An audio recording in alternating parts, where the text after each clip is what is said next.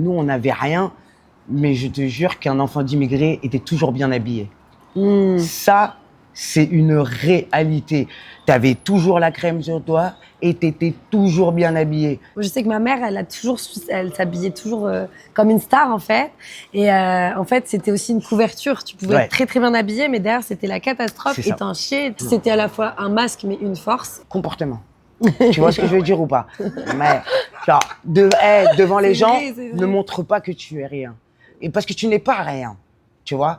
Mais tu vois, par ça, on peut essayer de faire un petit filon, on peut montrer un petit peu, tu vois ce que je veux dire, parce qu'on n'a pas la chance on n'a pas l'oseille, nous. T'as vu, nous, l'oseille, on va le chercher. Nos darons, ils sont allés le chercher. Ils ont été moqués à l'école parce qu'il y avait un petit accent. Ils ont été... Mais, t'as vu, alors d'aujourd'hui, c'est eux qui ont 3-4 maisons au bled et qui, à 50 piges, ils prennent le billet et ils disent « je reviens plus ici ». À un moment, mon père, il est né en vacances en France.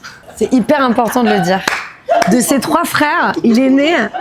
Mon père est né à Je vous la place comme ça, hein? Non, mais parce que c'est hyper important de le dire. Ma mère, elle est née à Paris parce qu'en fait, ses frères, donc, ils ont grandi. C'est dans les immeubles où j'ai ma mère qui habitait au 5e, ma tante, elle habite au 2, mon oncle, il habite au 4. On était parqués un peu.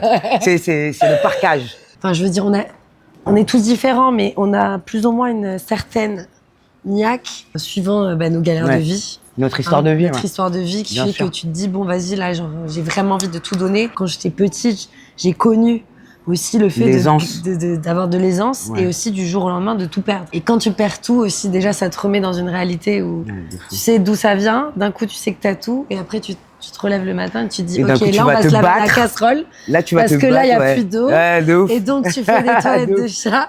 Et après, t'es en train de te dire, vas-y, bah, tu sais quoi, j'ai pas envie de...